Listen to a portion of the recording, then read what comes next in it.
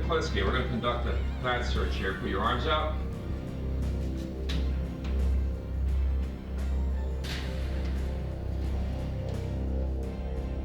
On May 25, 1988, Richard Kuklinski was convicted of multiple murder and sentenced to life imprisonment. This ended 30 years of cold-blooded killing by a master criminal police called the Iceman. Richard Kuklinski is one of the most dangerous criminals we have ever come across in this state. He murdered by guns, he murdered by strangulation, he murdered by putting poison on victims' food. He did all of this at the same time while exhibiting a normal, placid family existence. His wife, his children were uninvolved in his criminal activities. Yet, we are faced with evidence, convicting evidence of numerous grisly murders.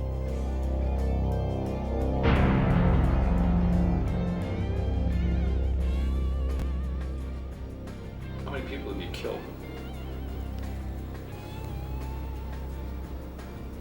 Oh, an approximate guess.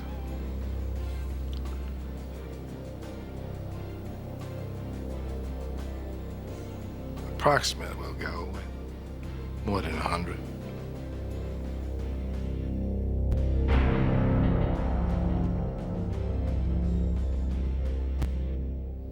How do you feel about killing? I don't. It doesn't bother me. It doesn't bother me at all. I don't have a feeling one way or the other. I think if I had a choice, I wouldn't.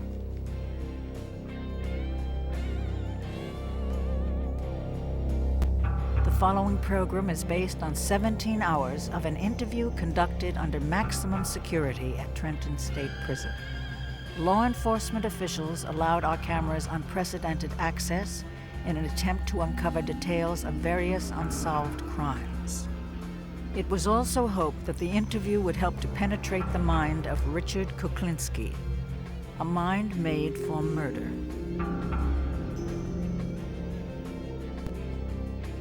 Richard, when you were on the streets, what kind of weapons did you use? When I was out on the street to do something, I carried 3 guns and a knife. I had a Derringer in each pocket.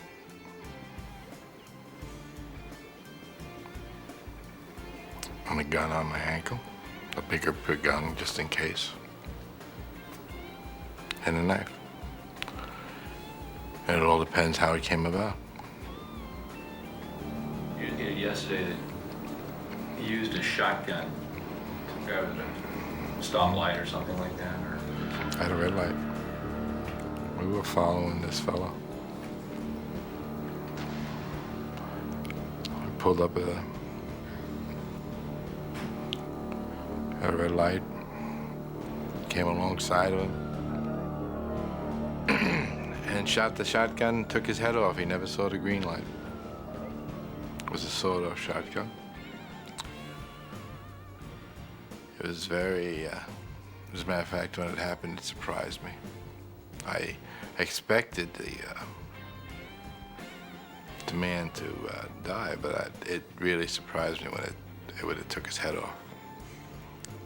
It was something I didn't expect. Richard Kuklinski is not a serial killer. He's not a drug-crazed, wild man running around with a machine gun. He's not a person that is driven by perverse sexual desires. He doesn't drink. He doesn't gamble. All of these things, which many persons that are involved in killing and murders often are motivated by. Richard Kuklinski, instead, is nothing more than a predator on human beings. His motivation is greed, and his method of murder is very varied and very extreme. Richard, I understand that you're an expert at the use of cyanide. How many times did you kill with it? Quite a few. What's the different ways you use cyanide? You could put it in liquid form. You could, person could say, for instance, a person could be in a bar. You bunk into them possibly by mistake, or say you were intoxicated, spill the drink on them, and leave. Everybody just looks around, thinks you were drunk or that you just had an accident or something, and meanwhile, it's soaking through their clothes into their pores and into their system. And eventually, they'll die. I've been in a restaurant where we were eating, and the guy went to the bathroom, and while he was in the bathroom, we put a little boost in his food, and he was rushed to the hospital after that, and he died, and they buried him. I'm not exactly sure what they put on, what they attributed his death to, but you know, it wasn't homicide. Somewhere, and I don't know where, he picked up on cyanide poisoning as being a good way, a good, quick way to kill somebody. It's such a good way to kill somebody that that's the gas that's used in gas chambers. I mean, cyanide in a gas form, which is similar to cyanide in a being eaten form, kills very quickly. It kills faster than arsenic, faster than strychnine, and it's hard to detect if it isn't specifically looked for. He murdered, sometimes months apart, years apart. He used different methods. He would go so far as to plan in his crimes the actual deceit of law enforcement. By that I mean he would on occasion murder someone, cut their body, wrap them in layer after layer of plastic bags and material, and then deposit the body many, many miles from the murder scene. What is it to dispose of something? You throw it away. You throw it anywhere. It all depends. If you don't want it found or if you want it found. If you want it found, it doesn't matter, you just leave it there. If you don't want it found, you could take it somewhere. You could bury it. You could put it in a big drum. You could put it in the trunk of a car and have it crushed.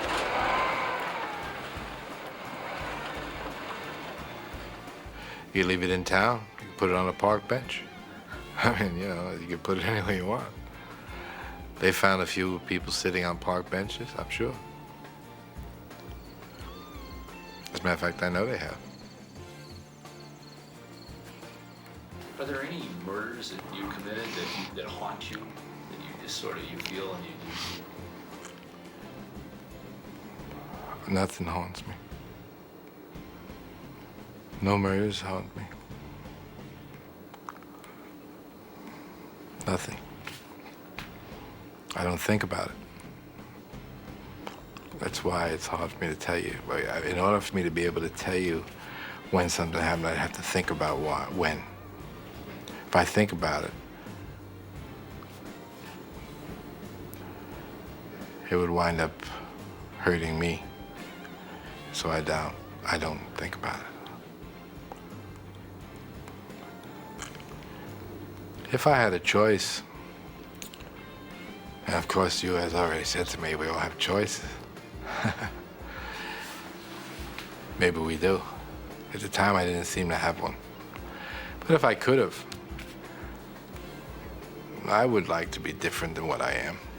I would have liked to have been different than what I was, yes. It would be better. It would have been better for me. I would have liked to have had a better outlook on life.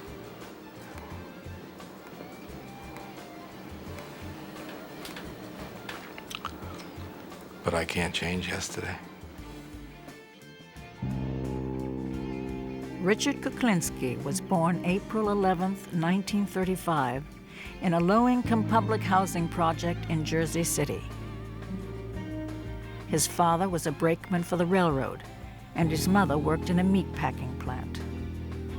I didn't like my father, because he would beat me just because he felt like it, to get my attention, I guess. He would think nothing of coming in and smacking you. You know, basically. He'd just come in and give you a whipping for no reason whatsoever. And my mother was cancer. She would destroy everybody. She thought I took too long to do something. She didn't hesitate to give me a swat here and there. And she didn't just use her hand. She would hit me with a broomstick or something like that. It hurt. As a matter of fact, she broke the broom on me more than once. Richard's mother believed that harsh discipline at home should go hand in hand with a rigid religious education.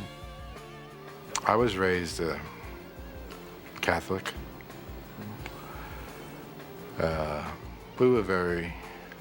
She was strict as far as the religion goes. I went to... Your mother? My mother, yeah. My mother, we went to Catholic grammar school. And we were raised with the Catholic belief.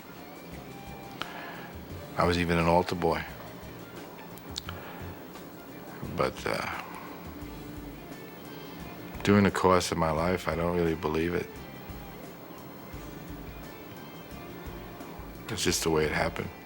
Didn't mean it to happen that way, but it just happened that way. When his father abandoned the family, Richard, a skinny, timid young teenager, was left to fend for himself. He was an easy target for street gangs, but by the time he was 16, things began to change. When I was a young man, I found out that if you hurt somebody, they'll leave you alone. Good guys do finish last.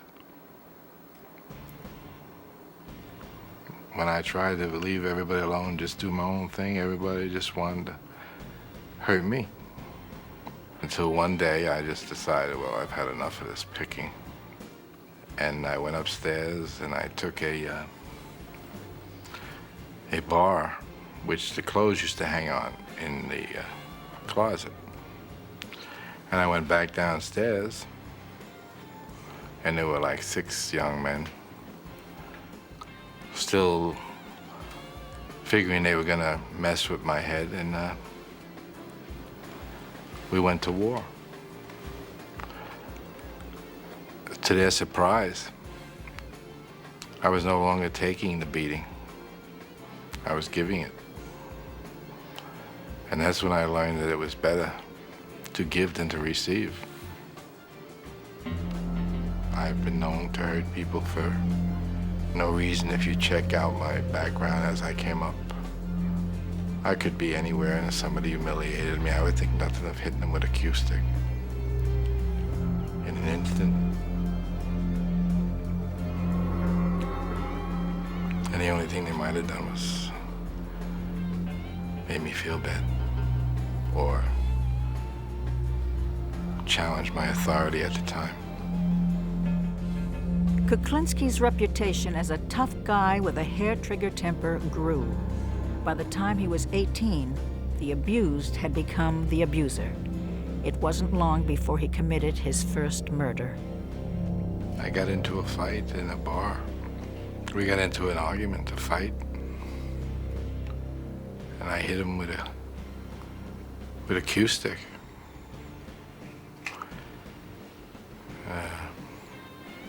A few too many times. And he died. How'd you feel after when you found out he had died? I had felt very bad. Very, very bad. I was upset. I didn't mean to do it, actually. But surprisingly, I felt sadness, and after a while, I felt something else. I didn't feel sad. It was sad along with some sort of a rush that I had control. And if you mess with me, I guess if you mess with me, I'll hurt you. By the time he'd reached his 20s, Kuklinski had become a petty crook and pool hustler. Then his life changed. In 1960, he met a pretty 19-year-old girl named Barbara Pedrin. He was absolutely flowers at the door every day and considerate and romantic and all of the things that anybody could hope for, dream for. He bought me beautiful things. We went fun places. He was happiest when we were together. He was happiest when just he and I were together. He and Barbara had 3 children. But with just an 8th grade education, he could only get low-paying jobs that didn't pay enough to support his growing family. I didn't have the capability of getting a better paying job. Was I gonna push a yarn truck the rest of my life? Make a menial amount of money? I couldn't have afforded 1 child, let alone 3. He went to work at a film lab, where he began to pirate pornographic films and sell them to outside sources connected to the Gambino crime family. This connection led to other criminal activities, and it wasn't long before he went from being a small-time hood to a big-time killer. He worked as a hitman and associated with a gang that worked out of the notorious Gemini Lounge in Brooklyn. Above the lounge was a mafia killing factory where victims were killed and dismembered. Hacked bodies were packaged in plastic bags and carted away. Kuklinski was the perfect enforcer. He was brutal, and he knew how to intimidate. If people owed money, they either paid up or paid with their lives. Most people paid their bills. Some didn't. I remember one guy, he was owed a lot of money. Well, I guess considerable amount of money.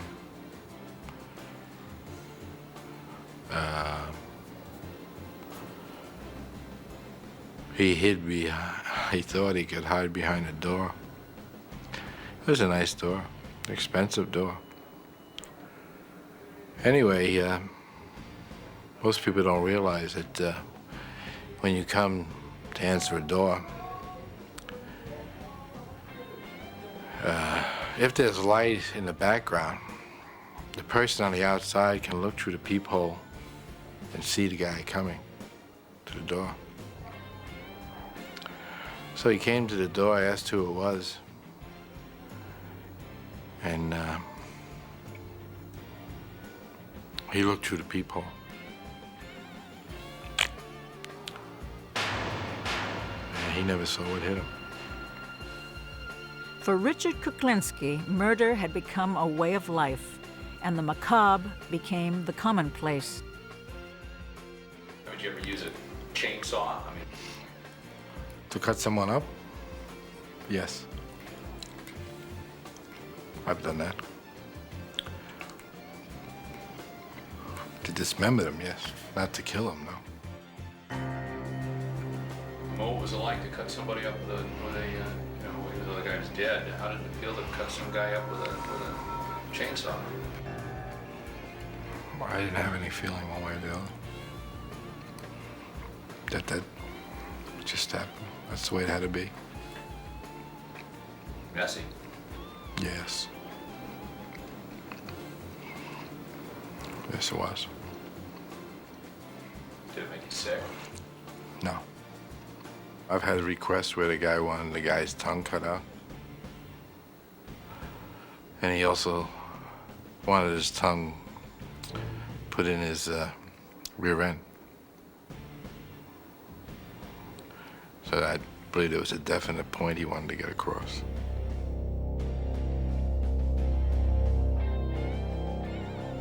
I have an experience that I don't know if I should tell you or not. that it probably would offend a lot of people. I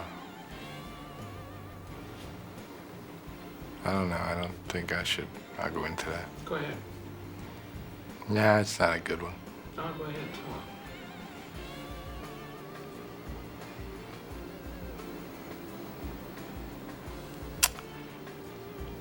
It was a man, he was begging and pleading and praying, I guess.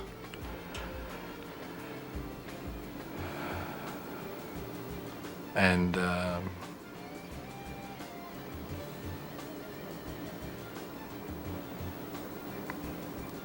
he was pleased God and all over the place.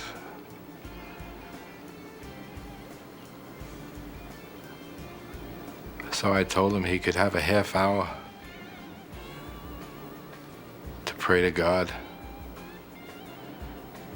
And if God could come down and change the circumstances, he'd have that time.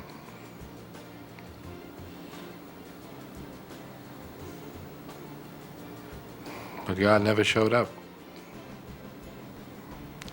And he never changed the circumstances. And that was that.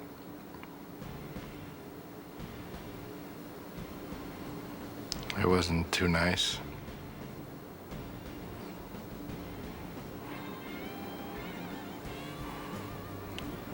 That's one thing I shouldn't have done, that one.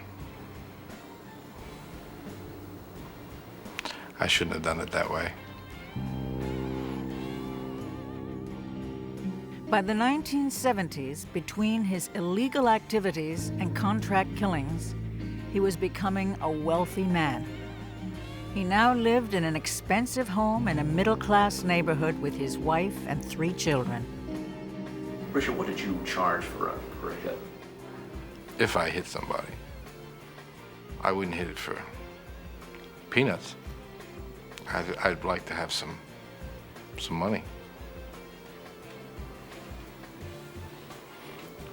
I say if I were to do somebody, I want at least 5 figures. And at least up in the better half, not the lower half of the 5 figures. Kuklinski kept his criminal life secret from his family and neighbors. He told them he was a businessman. No one knew his business was murder. We were perfect. My children were never in trouble. We were perfect. We were the all-American family. I mean, we had what seemed to be the perfect life. There were wonderful times. And time with his family was the only thing that he was really concerned. I mean, if he never had to leave the house, he would have loved it. He hated to have to travel. He hated to go away. He came back as soon as he can. He wanted to be home all the time. He wanted to be with us all the time. I enjoyed that way of life. I felt I had achieved something. I very seldom left the house unless I had to, because I felt secure in the house. I felt very secure. I tried to provide the best for them as I knew how. Might not have been the right way to go, but it was for me the only way. I tried to never let anything touch the house. I brought nobody there. My family was not exposed to anybody. I wanted to show them the good side of life, not the bad side. Richard had a very, very sad childhood. You got the impression, or I knew because he would like say something and then drop it and change the subject, that he was abused and that there was no love. He grew up absolutely without any love, without a doubt. I mean, the first Christmas with my family, he was in awe. He couldn't believe it. There was a tree and everyone was cooking special things and there was lots of, we were laughing and it was fun, and he kept saying, I can't believe that this is what happens. It was a Jekyll and Hyde existence. the way it was, the way I wanted it to be, with absolutely two different lives. I wanted one life. I had to have another life. This other life would interrupt one Christmas Eve. While his family was celebrating the holidays, Kuklinski left his home to collect on a bad debt. Business was business, even on Christmas Eve. The man owed me money. He was giving me a runaround. I told him I wasn't happy that he wasn't going to pay me. He had the attitude that nobody could hurt him. I think he was wrong. Anyway, he never saw Christmas. What did you use? A gun. Extremely loud inside of a car. Matter of fact, my ears were ringing for a long time. What'd you do afterwards? I walked away, got in my car, and went home. What'd you do when you got home? I put toys together for the kids for Christmas.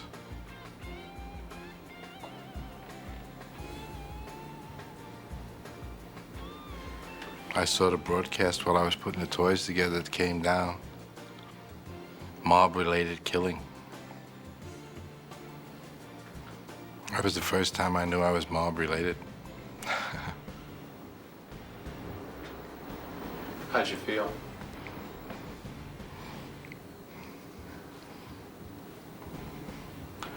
I was annoyed I couldn't get the damn wagon together. I never questioned him, and you just knew, don't do it, don't ask.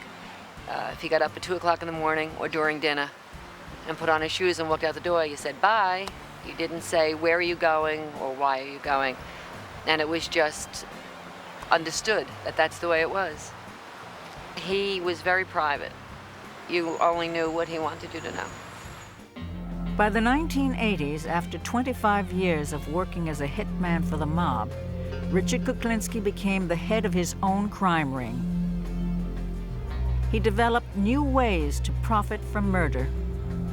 The case of Paul Hoffman was typical of the way he operated.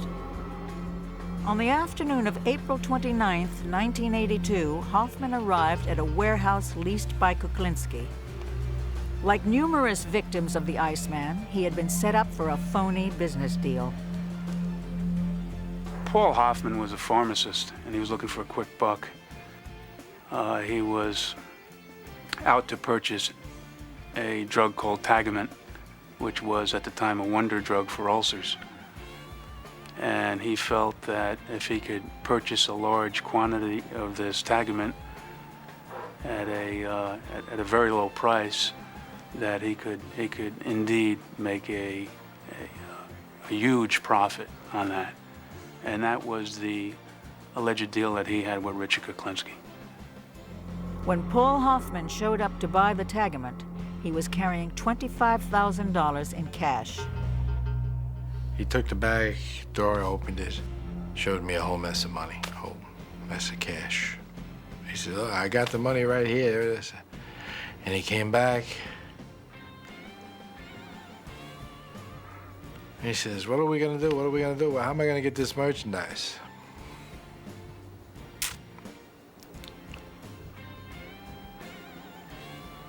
I put the gun under his chin, and I said, "There is no merchandise." And I shot him.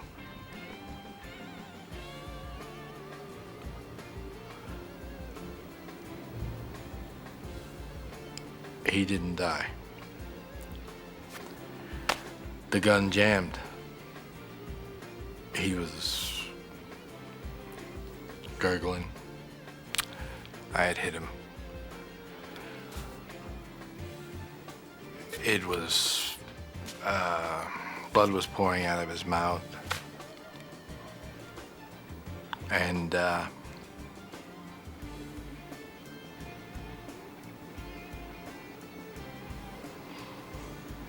He was in I would imagine it looked like he was in a lot of pain.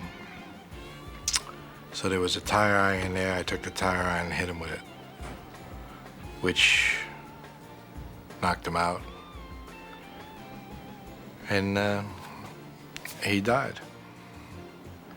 I then took him and put him in a 50-gallon drum, put it on the side of a motel. It was behind Harry's corner. I listened to the people. I went in Harry's every morning. The thing was there for a long time. I looked at it every day. It was there. I went in Harry's every day. One day it was just missing. Continued to go in Harry's to see if anything was said about it. Nothing was said. I don't know what happened to the drum. By the 1980s, Kuklinski was involved in narcotics, pornography, arms dealing, money laundering, hijacking, and contract killing on a worldwide basis. He was also pressing 50 and getting tired. He started to make mistakes. He began to leave traces, and law enforcement officers who had suspected him over the years began gathering evidence. Kuklinski would protect himself by killing anyone who could testify against him. On December 27, 1982, a body was discovered at the York Motel in New Jersey. The body was identified as Gary Smith, 37. Smith had been given cyanide and then strangled to death. This was the first of many mistakes Kuklinski was to commit. Gary Smith was found under a motel bed in New Jersey, as I recall, where some 20 people had used the room in 5 days and nobody had realized there was a rotting body underneath it. The body was found in a decomposed state. It was very hot weather. Smith would have not been identified as a murder victim if he had died only of the cyanide. If the cyanide had worked and he had died, and he didn't need to be strangled, that ligature mark around the neck wouldn't have been seen, and he would have been possibly a drug addict overdose, or lots of other things of a non-homicidal nature would have to be considered. On September 25, 1983, the body of Louis Masgay was found. As he had done many times before to confuse the time of death, Kuklinski had frozen the body in an industrial freezer. This was the murder that earned him the name of Iceman. This murder was also his second deadly mistake. He did too good a job in that body because he left that body in the freezer for 2 years, then took the body out and dumped it in Rockland County, and the body was found before it had fully thawed out. So the doctor doing the autopsy, the medical examiner in Rockland County, when he opened the body up, saw ice inside the body in the summer's day and said, there's something wrong here. This guy could not have died 2 days ago the way he looks like from the outside. On May 14, 1983, a bicyclist was riding down a lonely road in a wooded area and saw a buzzard feeding on a body. It was Daniel Deppner, 44, the third business associate of Richard Kuklinski, to be found dead. The body count grew. There would soon be 5 unsolved murders with one thing in common. The last person to see the victims alive had been Richard Kuklinski. After 30 years of getting away with murder, Richard Kuklinski's time was running out. He had been under investigation for 3 years, and the police were beginning to put the pieces together. What I told my superiors in Trenton was that, hey, look, you know, we can check with the FBI and we can see that there's a certain number of given serial killers roaming around this country of ours. But take a good hard look at what we got here. We got Richie Kuklinski, and there's only one of him. In 1986, a division of the New Jersey Criminal Justice Department set up a task force made up of federal, state, and local law enforcement agencies. The task force analyzed existing investigative material and gathered new information. They had one mission: to arrest and convict Richard Kuklinski.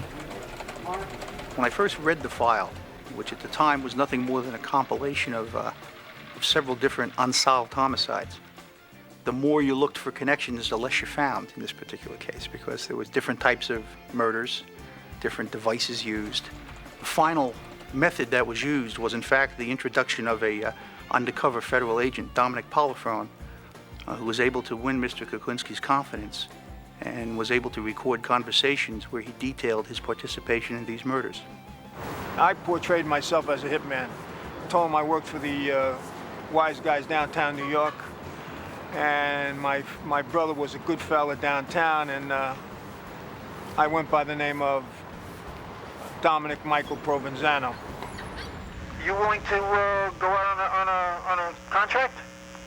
If the price is right, I'll talk to anybody. Yeah? Sure. And you mean to tell me your way is nice and clean and nothing fucking shows up? Well, it may show, my friend, but it's quiet. It's not messy. It's not noisy. It's not, you know. Yeah, but how the fuck do you put it together, like, you know what I'm saying? Oh, there's always a way. There's a will, there's a way, my friend. We used to sit down, we'd talk.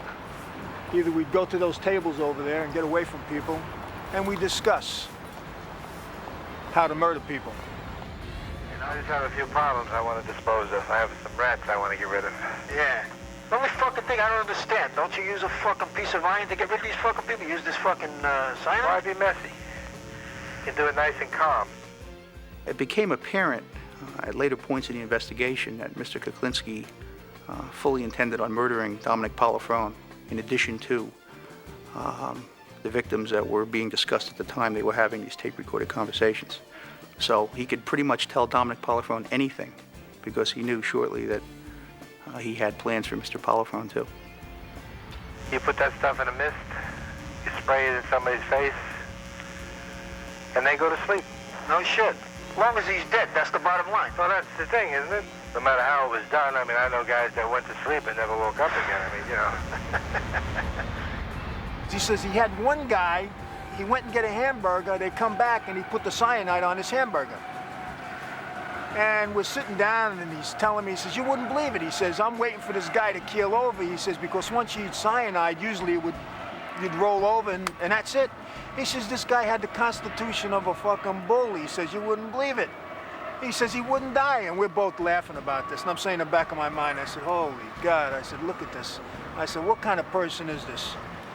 I said to myself right there, I said, you better cover your butt. I said, because you just don't know with this guy. And he'd be kidding about it, and I'd be laughing. In the back of my mind, I'm saying, this is the devil. No question about it, this is the devil.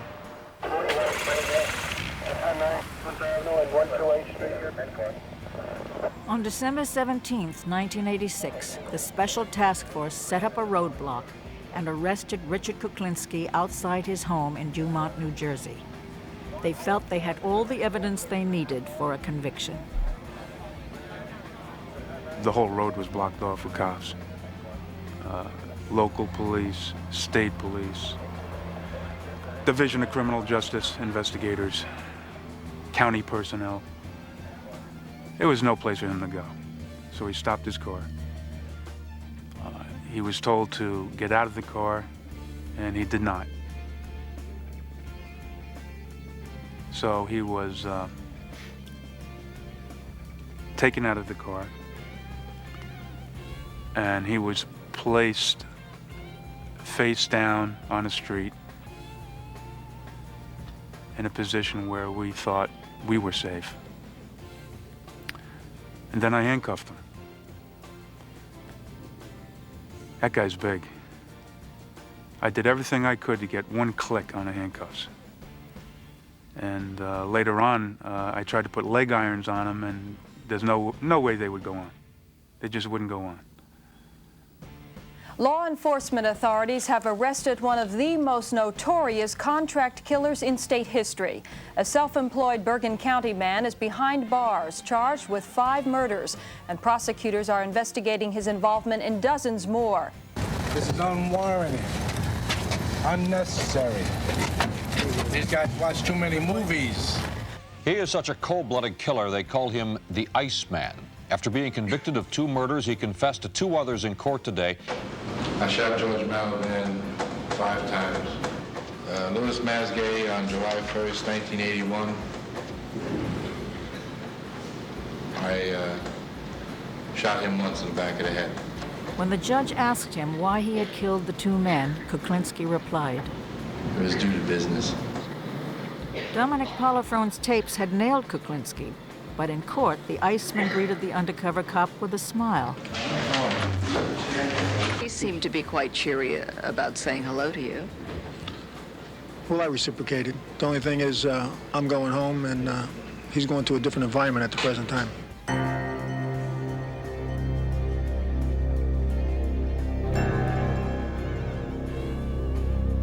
It wasn't real to us. We just had a hard time dealing with what was in the press. And I kept saying, no way, and I don't believe it. And then when I actually heard his voice, you know, in court, it was very hard to believe that he talked like that. It was very, very difficult to believe. I've done it always. As far as you've known or heard, there isn't too many things I haven't tried. No matter how it was done, I mean, I know guys that went to sleep and never woke up again. I mean, you know. The consensus of the federal, state, county, and local law enforcement agencies that were involved in this investigation is that Richard Kuklinski is one of the most dangerous criminals we have ever come across in this state. Further, it's our feeling that he is of such a diabolical, methodical type of killer that it's very possible that when all is said and done, we still may never know how many people he has actually killed. What Richard has been accused of and found guilty of and spoke to you about goes against God and man. I have very strong feelings. I am totally anti-violence. I mean, as are my children. And I can't make those wrongs right. I can't make them right in my own mind.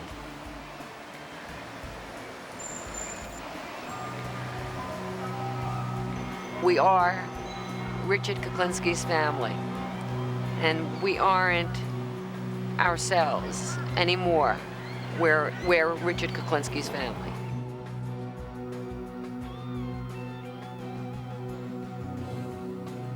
I've never felt sorry for anything I've done other than hurting my family. The only thing I feel sorry for.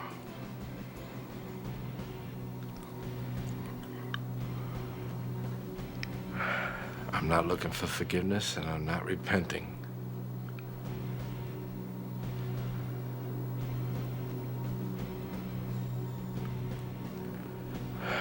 No, I'm wrong.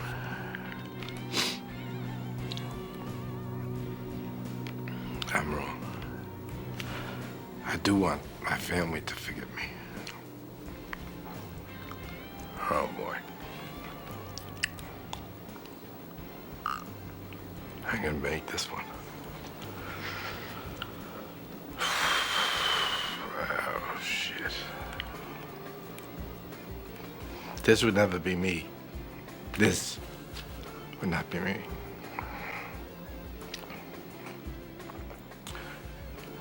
I feel for my family.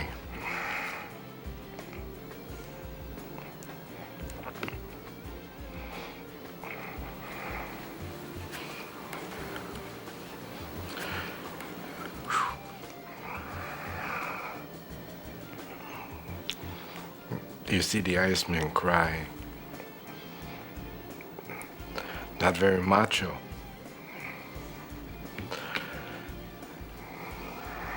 But I've hurt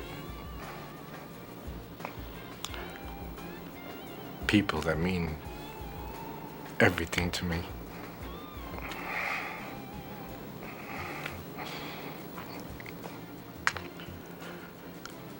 But the only people that mean anything to me.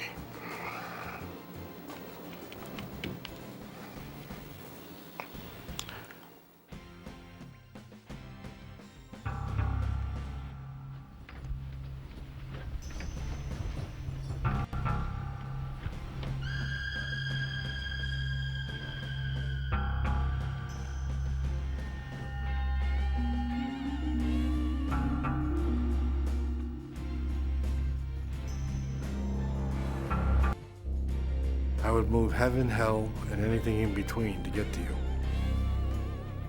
You wouldn't be safe anywhere if I was mad at you. And that's not bold, Deb, that's the truth. I've went up against people. You could pull a gun on me, and if I'm mad at you, I'm coming forward. You'd have to shoot me to stop me. And if you don't kill me, you're stupid. So next time you see me, I will kill you.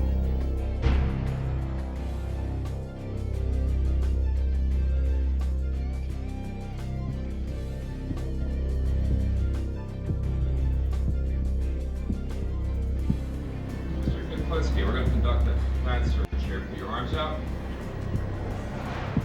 In 1991, Richard Kuklinski, a contract killer known as the Iceman, was interviewed by HBO for an America Undercover special. How many people have you killed? An approximate guess.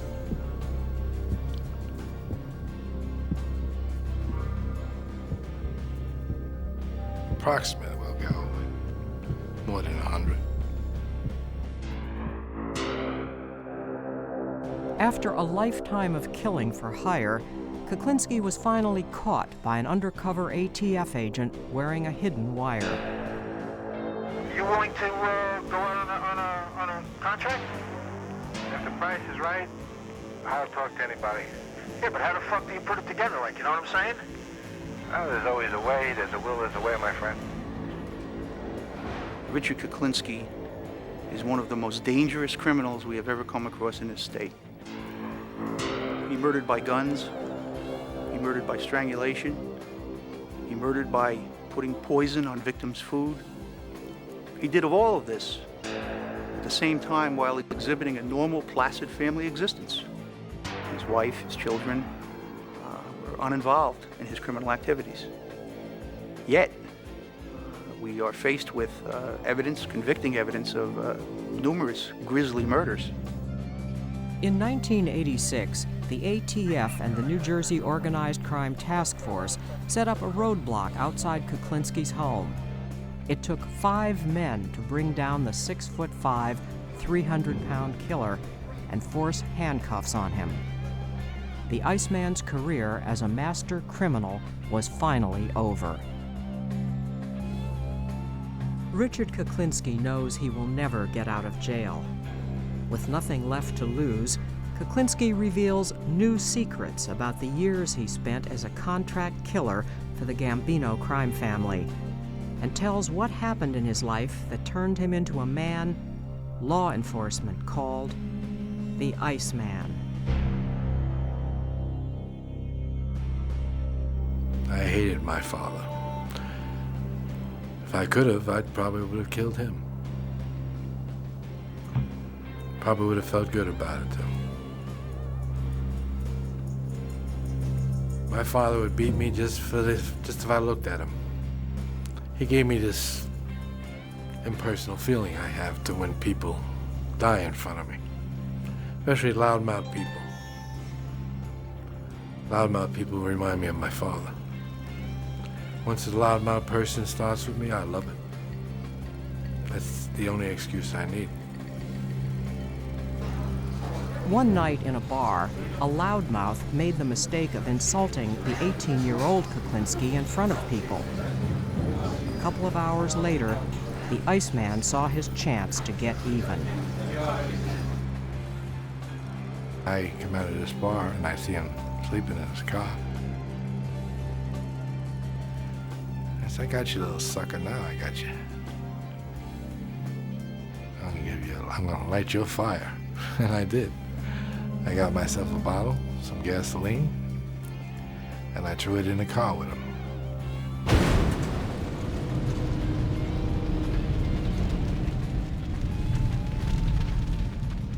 And he was screaming and yelling and burning, and the car burned.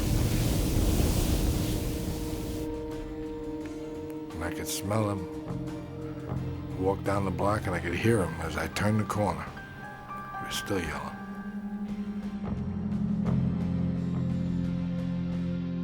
This was a personal thing, yes. See, this was a guy I disliked.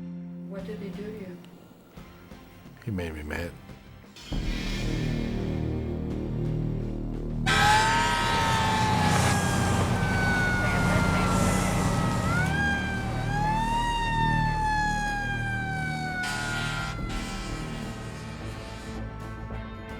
By the age of 25, Richard Kuklinski had no problem with murder.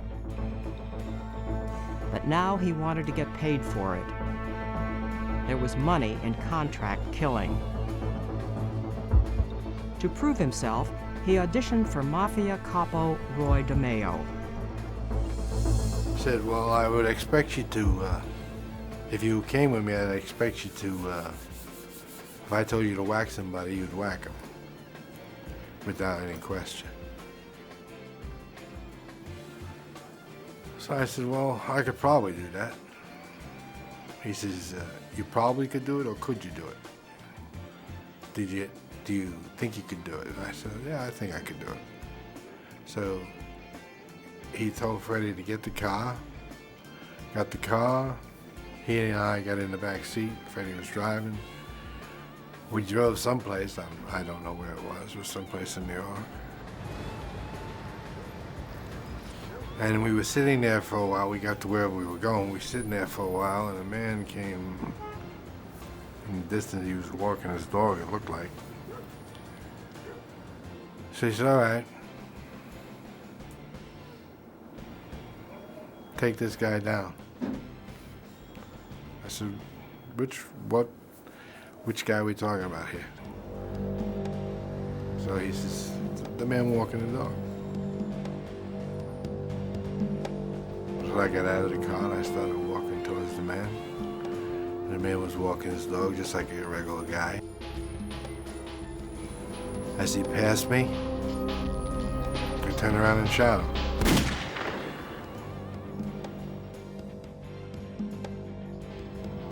Freddie and Roy pulled up in the car, I got in the car, and we drove away. And that is how I got involved with Roy, with doing things like that.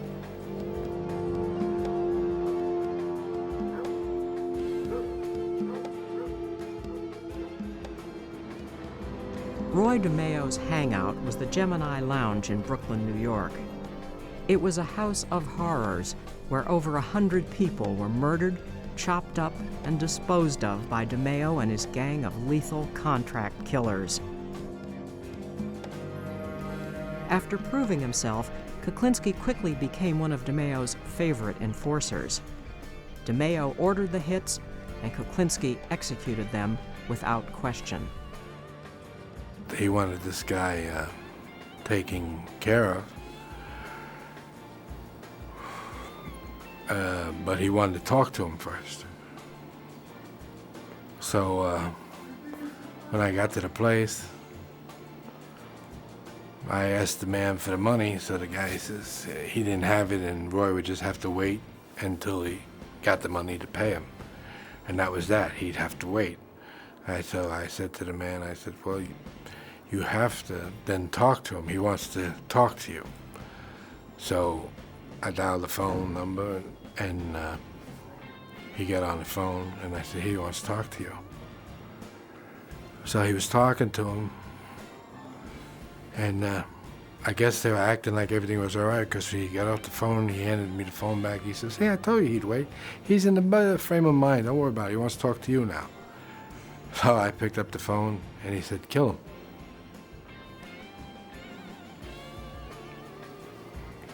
So I shot him. Hung up the phone and walked away.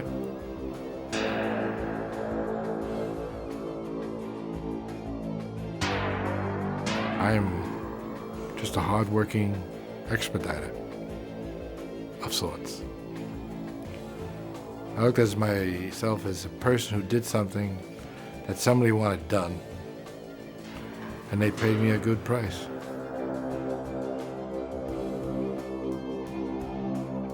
In the early 80s, the Gambinos were feeling the heat of an intense investigation, which reached as high as their boss, Paul Castellano. As the pressure from law enforcement grew, the family began to worry about potential witnesses. One in particular presented a major problem. His name was Peter Calabro. The family ordered a hit, and Kuklinski was given the contract.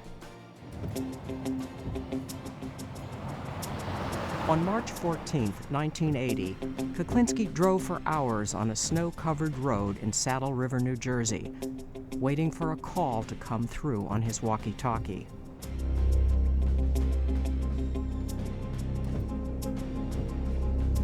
I get a call that they're on their way. So now they're coming. And it's snowing. The roads are very bad. A lot of snow, slipping and sliding. And I was in a van. So what I figured is, at the last moment I had a different plan, but at the last moment I decided, well, I'm gonna double park this thing. This will give me the edge because this will make him have only one way to come by, and that's he has to come right by this van.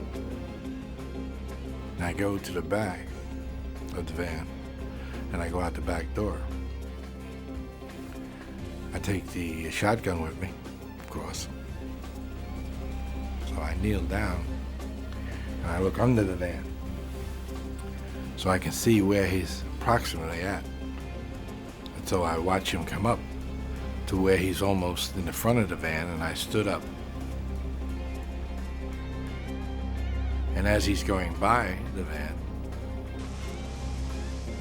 I fired.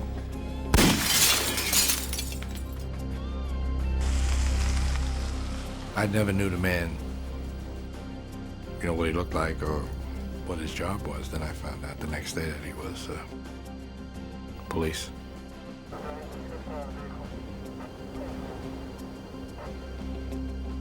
But had I been told to do him anyway, and I knew he was the police, I most likely would have done it anyway. I don't think I would have said no. Kuklinski had killed a cop who had gone bad, selling information to the Gambinos, a cop who was eliminated before he could turn state's witness. For Kuklinski, contracts like the Calabro murder were strictly business. They gave him the money he needed for his family. The Iceman was leading a double life. He lived on a quiet street in Bergen County, New Jersey, surrounded by neighbors who had no idea they were living next door to a mafia hitman.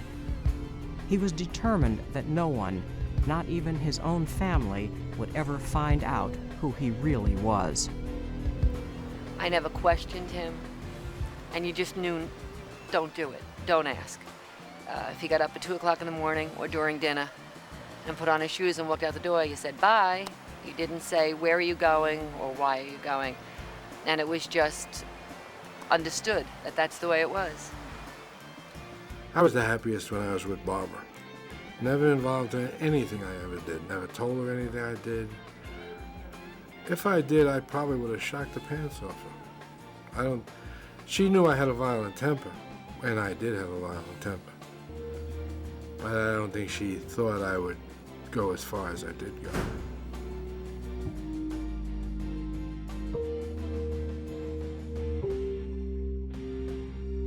Richard's time with his family was sacred, and any interference would throw him into a rage. It made him even more angry if it happened during the holidays. This fella, he owed me about $1,600. So here we come Christmas Eve. And I go there and he says, nah, come with me, we'll go out, we'll have a good time, we'll party, we'll meet some broads with this, that, and the other thing. I said, no, I would really like the money. I gotta buy something, and he gave me a story, a bull story. So I left there. I was a little bit upset. Got on the bus, went home.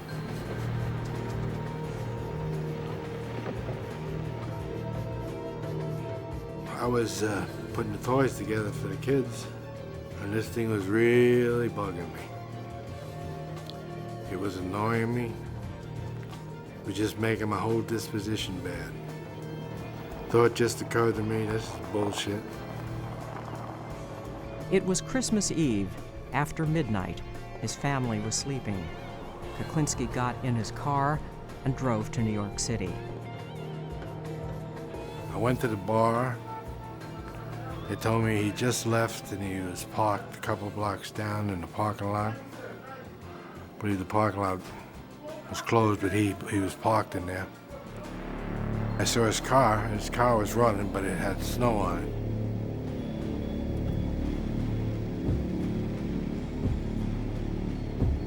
So I knocked on the door, and he said, "Hey, how are you? Glad to see you. Come on, sit down." So I go walk around the passenger side, sit down, I'm talking to him. I said, "Look, I really need the money." I says, "You know, it's not right. You just been playing me like a fool here." I had this pistol in my hand, and he just was annoying me to no end with his babbling. And he was just going on and on. And I fired. And I couldn't see a damn thing because there was snow on the windows. And when that flash went off, I just had spots before my eyes. My ears were ringing because the noise inside the car when the gun went off. Couldn't hear, couldn't see. Then I panicked, because now I don't know what's going on. Anyway, I had caught the guy in the temple, and as he moved back, the second shot caught him in under the chin. Only about the time I could see, I reached in the man's pocket, and he had a roll of money. I took my $1,600 off him, put the rest of the money of it, that was his, in his pocket, got out of the car, and walked away. And that's what had happened one Christmas Eve in New York City.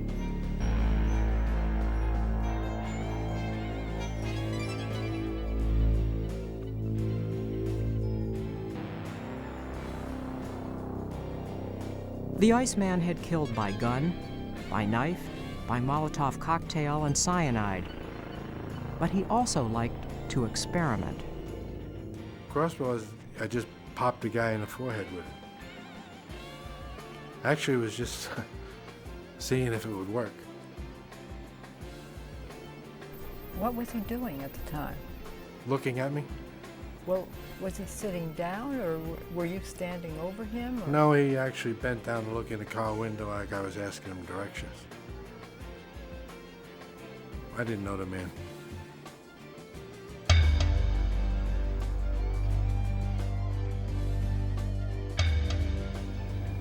Was this a contract murder, or was it something out of anger, or was it a personal thing?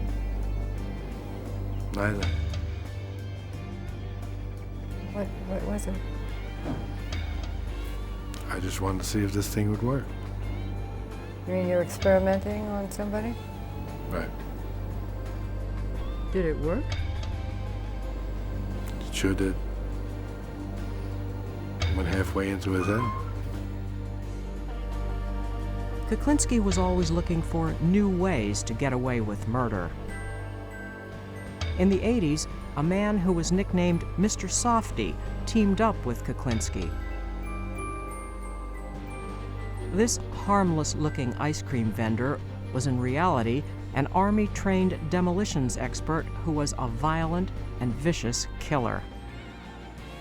Mr. Softy was an individual by the name of Robert Prongay. He used to operate a Mr. Softy truck. That's why he got the name Mr. Softy. He became friendly with Kuklinski, very friendly with him. And it is our opinion that friendship led to Richard Kuklinski learning a lot about killing with different types of chemicals, including cyanide.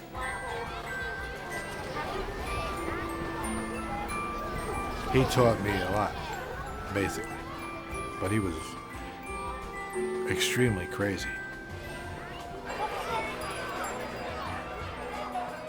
But he would read all kinds of books on destruction and all kinds of ways to destroy somebody. He used to go around this Mr. Softy truck. That's how he used to spot people and get the outlay of the land, you know, where they were and easy ways. And sometimes he'd do it right from the truck. And he sold ice cream? Yes, he did. Sold Mr. Softy. He had one of those Mr. Softy trucks. Did you ever see them? That's what he sold. And he sold ice cream to the little kids in the neighborhood? Yes, he did. And that's what he did. He'd go into these neighborhoods and sell ice cream to the kids and maybe kill one of their fathers.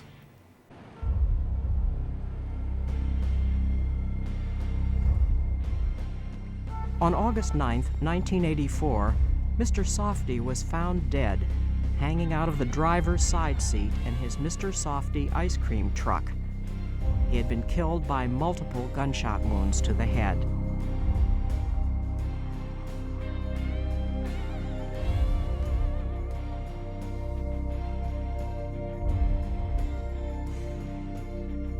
I think Kuklinski killed him because he used him for his information, he used him for his knowledge. He probably brought him around, brought him with him on certain jobs that he did. And it was time for the boss to make the decision that he didn't want any more loose ends. He may have said something the wrong way to Richie. Who knows? Whatever it was, Kuklinski, in my opinion, made the decision to kill him.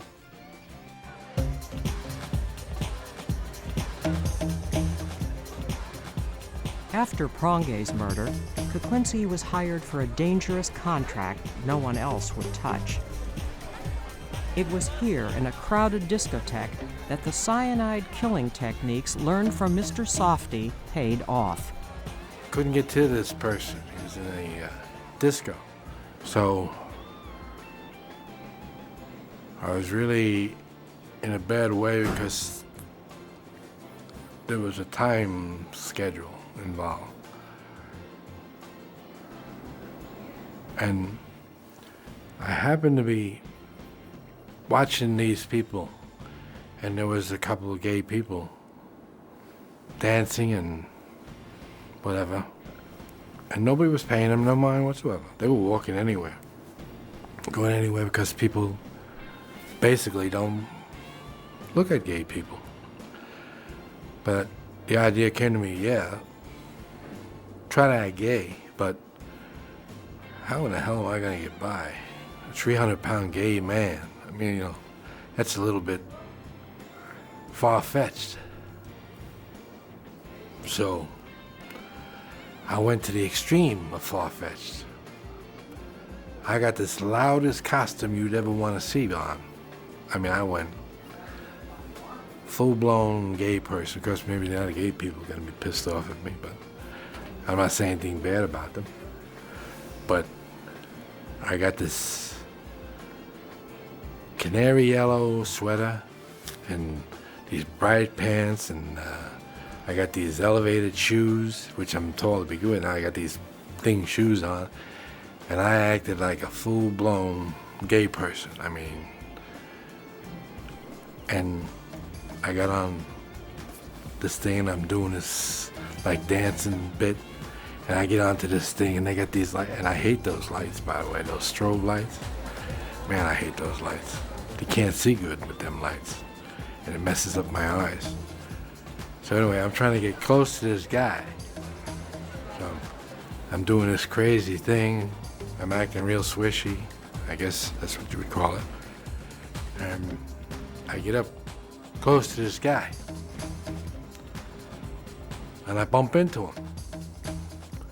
But everybody's bumping into everybody.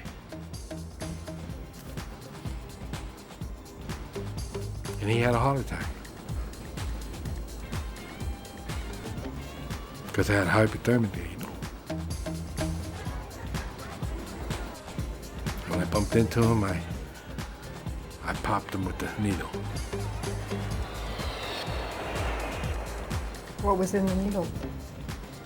In his case, a heart attack.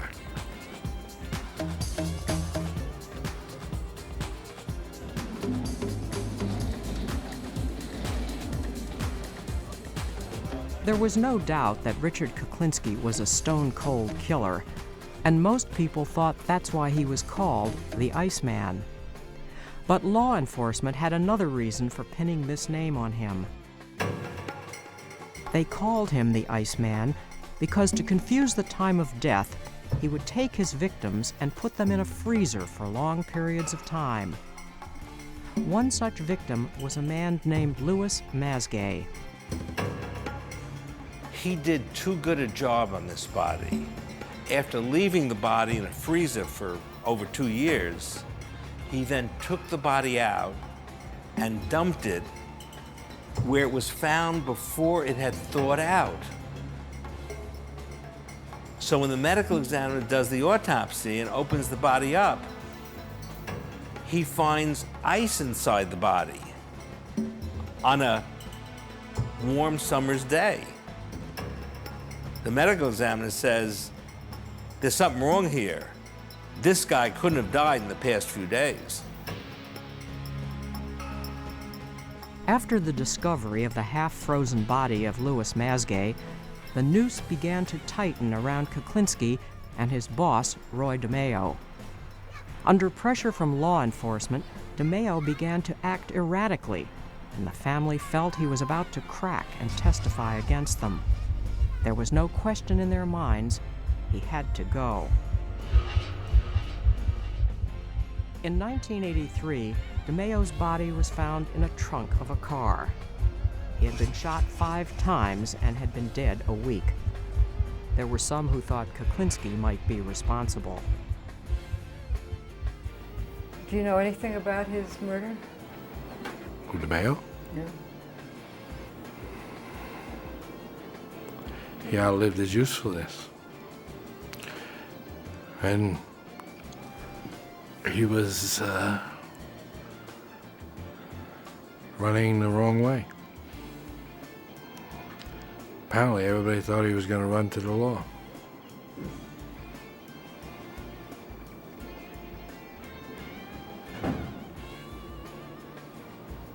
What did you feel when he was killed?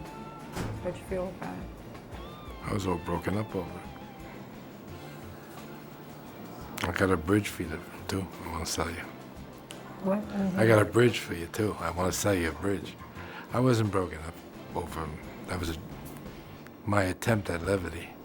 But I thought at the time it couldn't happen to a nicer person. If somebody had to die that day, it was a good day for him to die.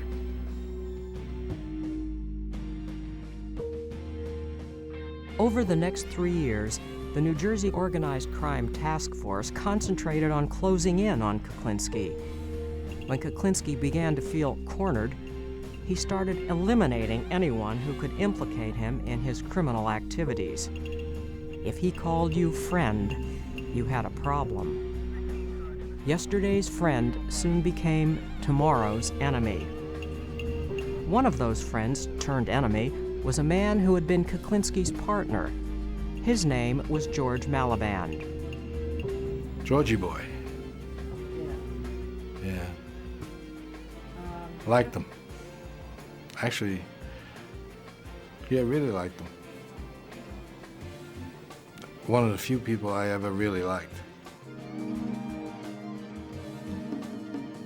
But Maliband had developed some bad habits. He racked up thousands of dollars in gambling debts to loan sharks. Kuklinski had vouched for him and told Maliband he'd better pay up. Then Maliband made a fatal mistake. He told Kuklinski that if he didn't back off, he would hurt his family. Which really struck a nerve with me. It upset me, but I was trying not to get upset with it at that time. So I figured he was just nervous maybe, and he was just spouting off, but apparently he wasn't. But the Iceman couldn't forget that Malliband had threatened his family, and several weeks later he began to plan his murder.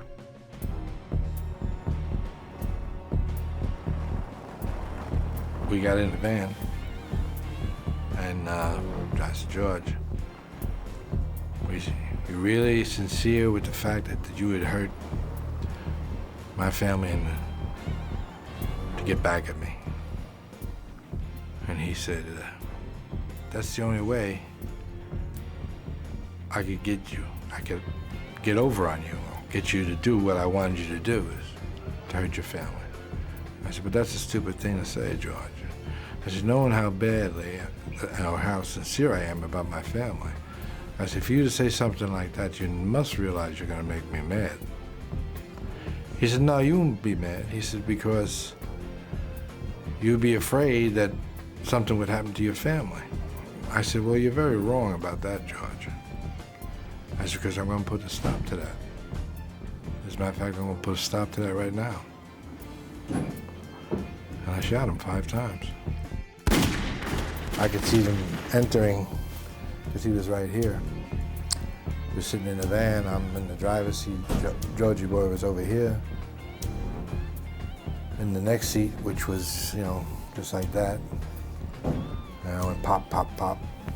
And then I went pop, pop.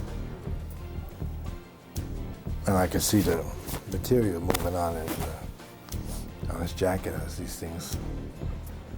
Actually, they made little marks on it, on the jacket. I guess they were burn marks. So. Kuklinski's favorite way of disposing of bodies was putting them in barrels, but with a 6-foot, 300-pound George Malliband, it wasn't easy. So when I got him in, I had a problem with one leg. I had a hell of a problem with the leg, I'll tell you. No matter what I did, I couldn't get that leg in there. So I had to cut it. And put the top on. And I drove down to Jersey City, where I dumped him.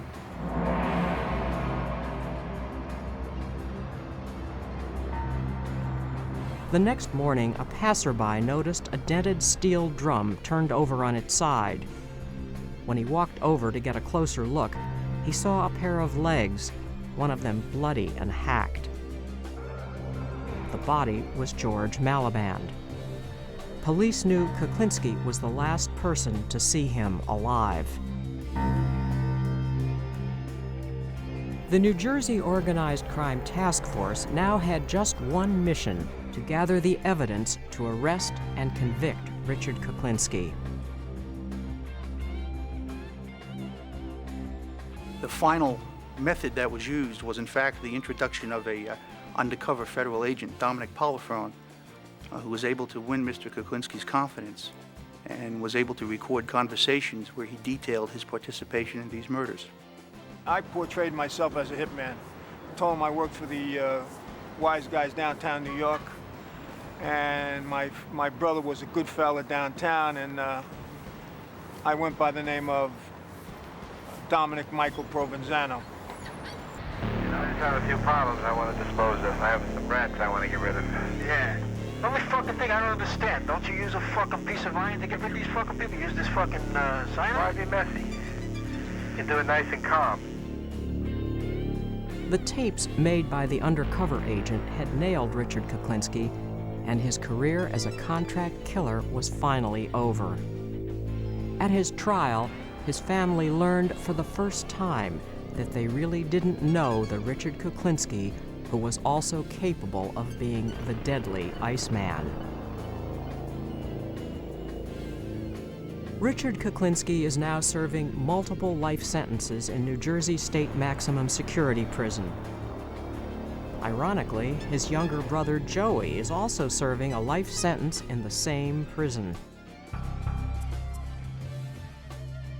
When Joey was 25, he was convicted of raping and murdering a 12-year-old girl.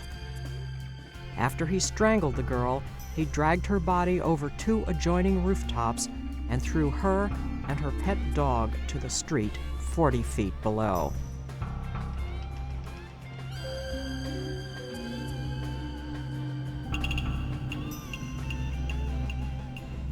Want to talk about your brother, or? What do you want to talk about? There's nothing to talk about. Because we never brought up your brother in the first show. But you want to talk about him? We'll talk about him. He's been here for 25, 7 years, something like that. He's been here a long time, 25 years, I think. Don't hold me to that exactly, but I'm pretty sure it's pretty close. And he's here for murder. Yes. What happened? How old was he when? He was a young man. He was in his 20s, I believe. And what went wrong in his case? Do you think he still was a product also of, you know, what you went through? We come from the same father. Do you see him, Richard? I pass him. What do you say? Just hello and keep on walking? How you doing, Joe? How you? Take care. That's it? Told you I have dual short stories. That's being over friendly with my brother. Does he try to talk to you? He says less to me, as a matter of fact. Sometimes he doesn't even answer me, I don't think. Thinking about it. That's too bad. Depends how you look at it. If by some miracle, Richard, you got out of here tomorrow, let's say. But let's, for the sake of argument, what would you do? Would you go back to that life, or would you do something else? No. It's past me now. I have 10 years without violence. I don't really look forward to violence anymore. I don't even think I could play the game anymore. Probably get myself shot the first time out. I wouldn't do it anyway. I'd look to retire in a nice quiet place someplace. No banging doors, no people yelling and screaming. Somewhere if I wanted to think, I could just sit there and think.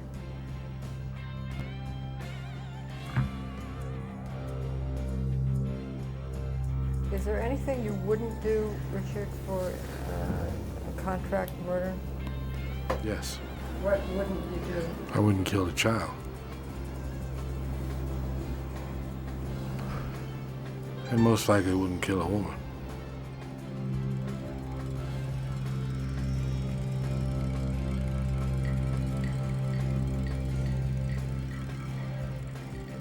Did you ever let anyone go? For whatever reason, did you ever decide to let someone go? Yes.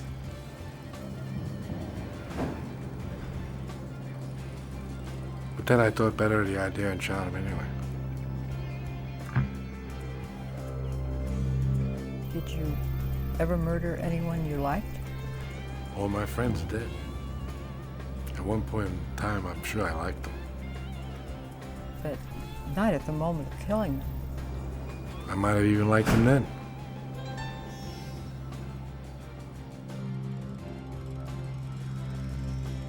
Honor among thieves? There's no such thing. You see, because I was put in prison by a man I knew 30 years, and I liked him. Big mistake. I had one friend too many. I'm now serving multi-life sentences because of my one friend. And he's the only friend I didn't kill.